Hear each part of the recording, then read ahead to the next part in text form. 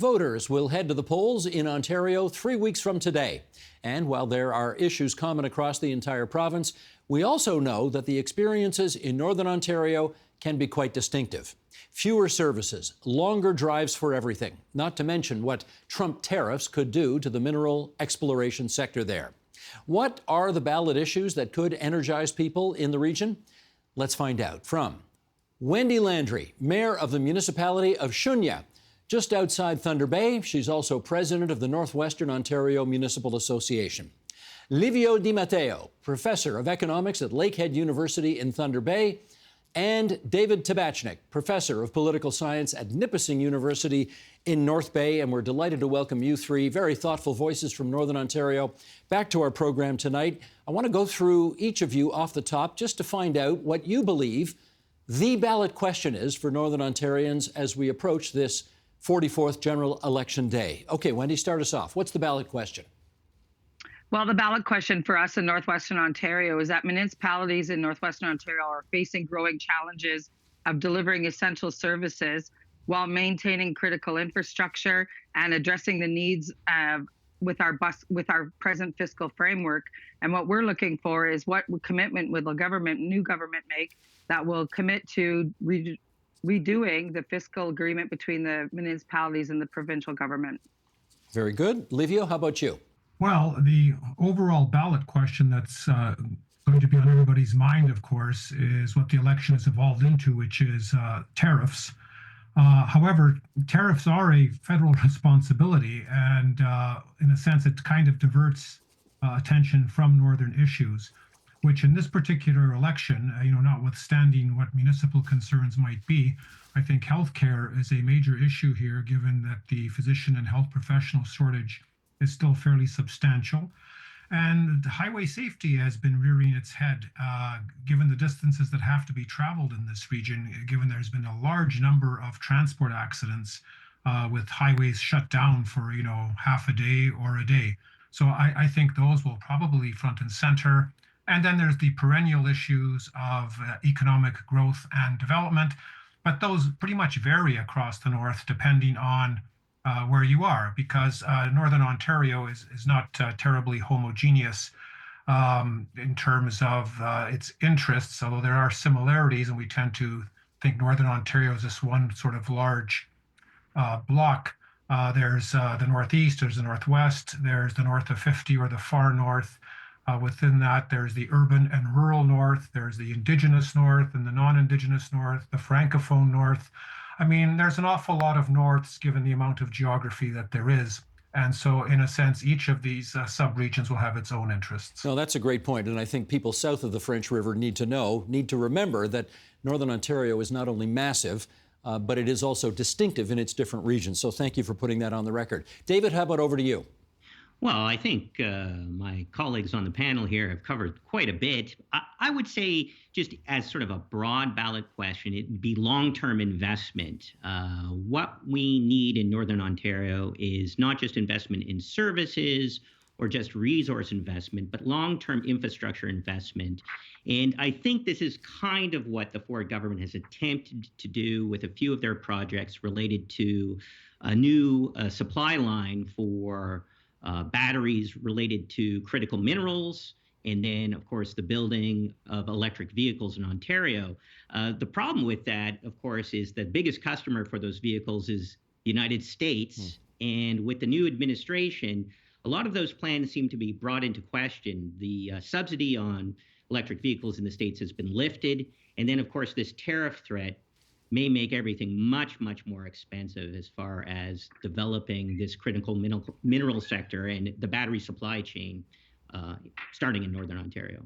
Mayor Landry, there has been, I would say, a decent amount of talk about the early/snap election call of Doug Ford's south of the French River. How about north of the French River? Much talk about it up there?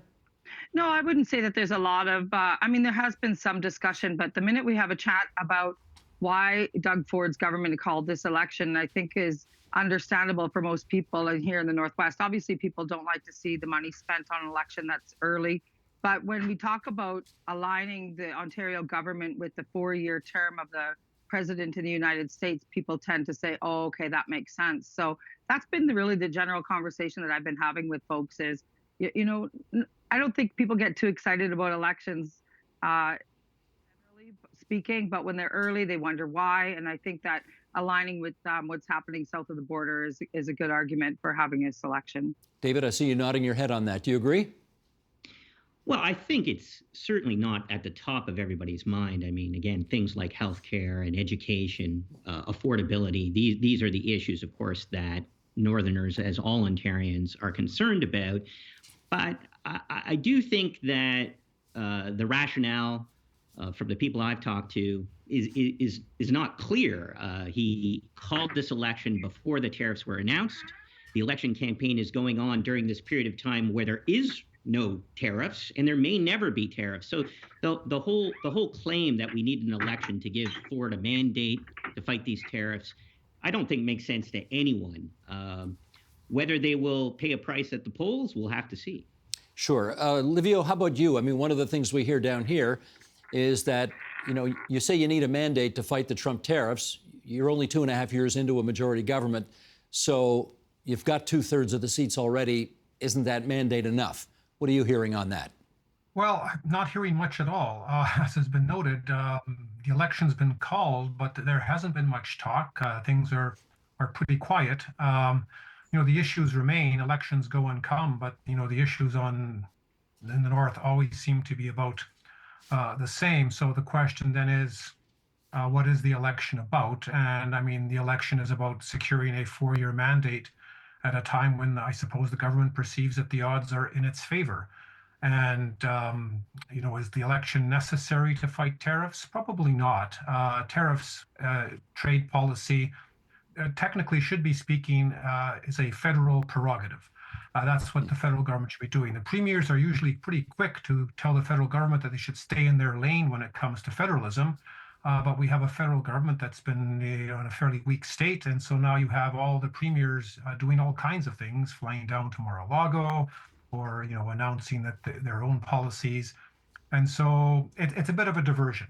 If the Americans had crossed the border and seized Pele Island, the premier could have done a Margaret Thatcher and dispatched the OPP to take it back and made it an election issue, I suppose. That'd be our Falkland Islands, eh? That's right. It's a Falkland Islands all over again. The empire strikes back. The first thing I assume that a lot of voters will do on Election Day when they get ready to mark their ballots, Your Worship, is to say, did these guys keep the promises they made 2.5 years ago to Northern Ontario? And if we look at those metrics, do they have a good or a medium or a not so good story to tell? Well, it's interesting because I think that, from a Northwestern Ontario Municipal Association perspective, we have a really good relationship with the Ford government. We've had a lot of influx of funding come to the area that we haven't previously seen in a lot of ways. We've had different types of conversations. We've had different relationships with this government. So I think that when we talk about if they've met the needs, I think we're still missing on when we talk about homelessness, when we talk about infrastructure, when we talk about healthcare, and generally when we talk about the needs, specific needs and the unique needs of Northwestern Ontario. It's an interesting conversation because we're very, very different from the rest of the province in that we don't have the ability to access funding to meet some of these services. And some of these services we talk about, policing costs in Kenora, for example, were $9 million last year. We're talking about costs to levies that are rising in our small communities that aren't able to sustain themselves with the small populations that we have in our smaller communities and our rural communities. So there's still room for some improvement, even though we've seen an influx of dollars come into the region. There's still concerns and things that need to be done. And it's interesting conversation because in the conversations I've been having in an election, are people voting loyalty to the party, or are they voting for the candidate that they feel will bring the biggest voice to the province and to the provincial level? And so that's an interesting conversation too. You have your people that are loyal to colors and loyal to parties, And then you have individuals that people really believe in can make a difference. Well, that takes me nicely to David, because, of course, you've got one of the most senior cabinet ministers in your riding, in Vic Fedeli, who is sort of Mr. Go out there and find some jobs and investment for Ontario minister. One of the things that I know Minister Fedeli has been proud of is the announcement to bring back the Northlander train. I wonder how impressively or not that is playing in your part of the province. Well, there's certainly been a lot of announcements around the Northlander. The Liberals got rid of it in 2012. They argued it wasn't financially stable, that there wasn't enough ridership. So what Vic Fedeli has done as minister, what the PC government has done, is invest in renewing the lines, getting contracts to build new stations. I believe rail cars are purchased, if not also built. However, not a single train has left the station yet. And the longer term question is, will they take the Northlander at a loss, right? Can we get, let's say, from North Bay to Toronto in 4 or 5 hours instead of the 7 or 8 hours that it used to take on the train? Those are big questions, because the economics of the Northlander haven't really changed very much. The fact that the government recognizes the need for such a train to connect the north to the south, I think, is important. The fact that they've invested in it, I think, it's well taken by Northerners in North Bay and all the way up to Cochrane. And so I think it is a positive, but I think we're suspicious. We're still waiting for that train to leave the station, as I say. Understood. Well, we have an economist with us here tonight, so I should ask Livio about the economic advisability of doing this. We know, of course, it would take significant subsidies for this thing to operate. From an economic standpoint, in your view, is it worth it? That's a good question. It all depends on what you're trying to achieve. I mean, transportation has always been a major theme in the North. The region basically was opened up by a transcontinental railroad, which was heavily subsidized by the federal government. And the roads, in a sense, don't really support local traffic as much as traffic coming through. So in a sense, the transportation network in the entire region has always been subsidized in order to provide access to resources so they can be shipped out, etc. So, I mean, the Northwest and the Northeast are a bit different in terms of passenger rail. I mean, the rail issue is more of a Northeastern issue. I think highways are more of a Northwestern issue, given that there is no train service really any longer. So is it feasible? If you're willing to spend the money, anything is feasible. But I suspect it's not going to really be self-supporting in the long run. And so then the question is, what should take its place? Should it be some type of enhanced bus service? Should they spend more on highways? Whatever. And, you know, even the bus service isn't really quite there either. So pretty much people are left to their own devices. But again, it depends on where you live. As I mentioned earlier, there are many norths. So if you're in the urban north, you know, what I like to call the N5, Thunder Bay, Timmins, the Sioux, Sudbury, or North Bay, well, all those cities have air connections. And so in a sense, passenger rail is not going to be as big an issue. If you are in some of the smaller towns outside of that urban core set of areas, then obviously road and rail are going to be of much more concern. And so again, most of the votes are probably in those larger cities, and that will direct what the preferences of the government are going to be going down the road. Right. Let me circle back, Your Worship, to something that was referenced earlier, and that is you in the North frequently go through occasions where highways are shut down and you can't get out of the cities in which you live because the highways are simply overrun by snow and the authorities close them down. And I wonder if there's anybody who's sort of articulating the notion of having an election for the first time in 44 years in the dead of winter, when it will be more difficult for people to get to the polls. Are you hearing that articulated at all?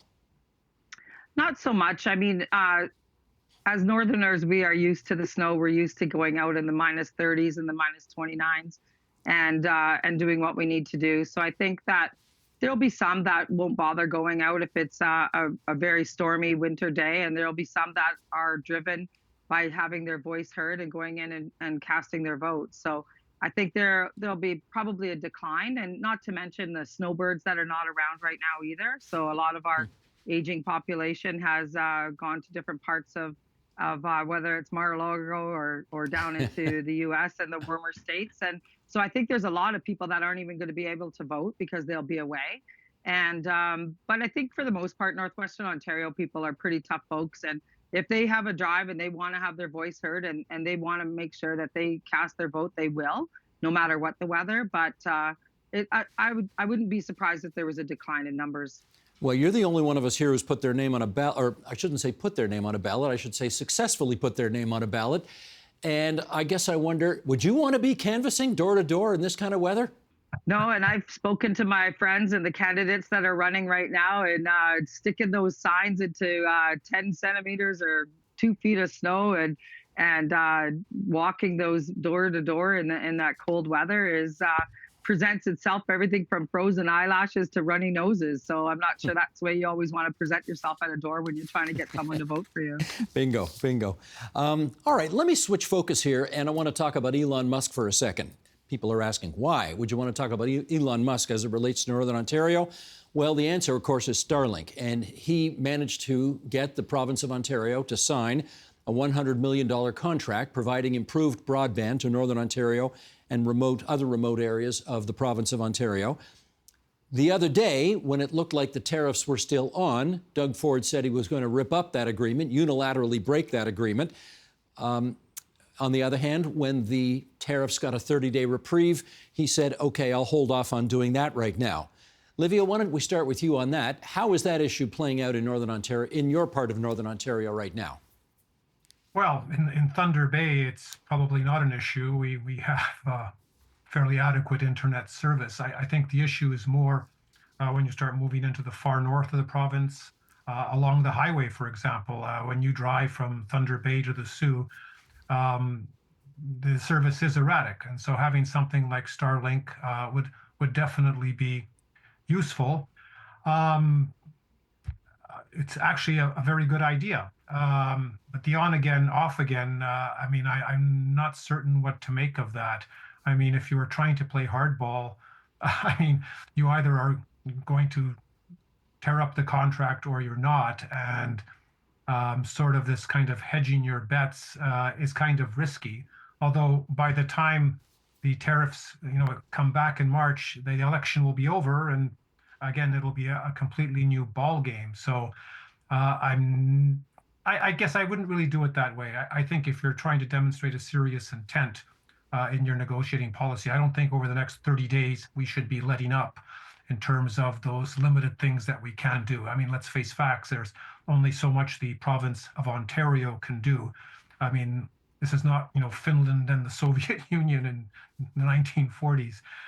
This is going to be fairly tough. And I mean, the only tools the provincial government has are probably things like government procurement contracts, any type of government purchasing, since we don't have a tariff policy.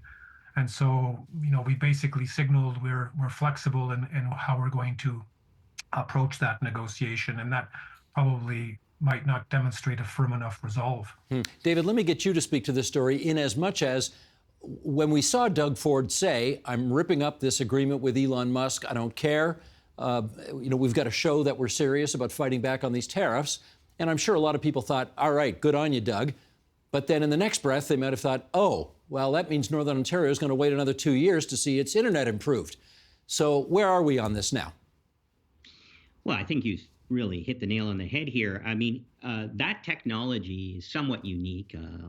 Billions and billions, tens of billions have been invested in this. It's being used around the world. It's brought high-speed internet to places where it has never been before, including in the north, where it's very difficult, of course, to lay fiber optic cables. So, and also the satellites don't function as well as this new technology. So this has been a long-held promise by both provincial and federal governments to bring high-speed internet to rural and remote regions, including in the north. And so, on a whim, if I may say, for the sake of political rhetoric and perhaps a political win, tearing up that contract, I think, was very ill-advised. And even though very popular in the moment, in the long term, I think it would delay the delivery of high-speed internet to much of the province. When you cut up a contract and start a new process, new contracting process, new bidding process, it can take years and years and years. And so we've been waiting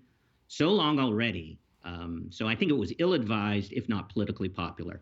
Your Worship, you're not actually in Thunder Bay. Well, your municipality, Shuniah, is not in Thunder Bay. It's west of Thunder Bay. How's your internet service there?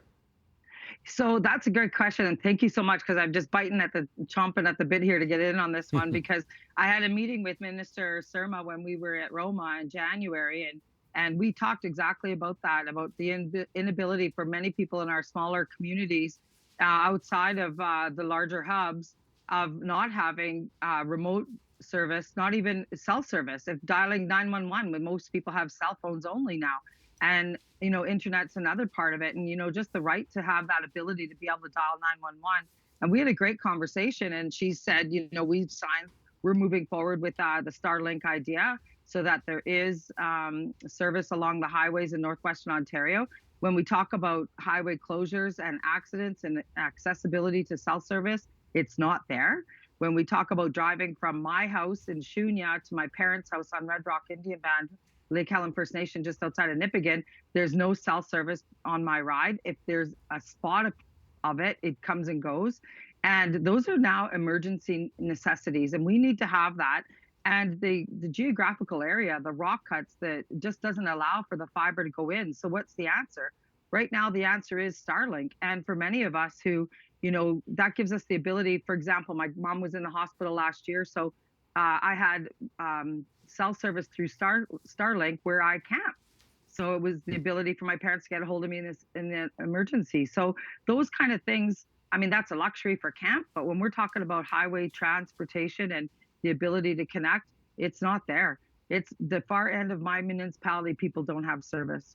And just to, I was going to say translate, but that's probably the wrong word. When you say camp, you mean what people in the rest of Ontario call your cottage, right? Exactly. Okay. And let me do one more follow-up with you, and that is, just so I understand what your position is on this, is it your view that if Donald Trump comes back with the tariffs, Doug Ford should find some other way to punish Ford and his allies as opposed to ripping up this Starlink? You want the Starlink contract going forward regardless?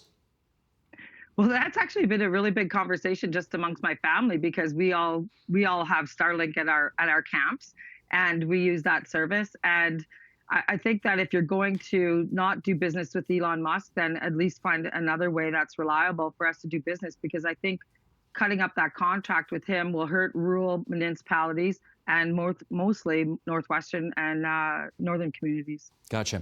Okay, David, let's talk healthcare for a second here. And I don't have to tell you that the Liberal Party, for the last 2 elections in a row, has not found many willing ears or votes in Northern Ontario. They used to be very strong in the north, and they have not been for 2 straight elections. They are clearly choosing to place all their bets. They're all in on healthcare so far in this election campaign. They're leaving the tariff issue to Premier Ford, and they are saying, we think we can make some hay by pointing out how bad this government's record on healthcare has been. How's that playing so far? Well, it certainly does speak to a concern people in Northern Ontario have.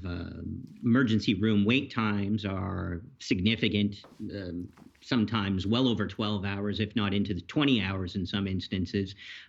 Emergency rooms gets closed down sometimes for a lack of staff. Obviously, we also have a problem with getting family doctors. So it does speak to voters' interests. The problem, I think, is that the Liberal brand in Ontario, as you suggested in your question, is just so damaged that I don't see them coming back in the region this cycle.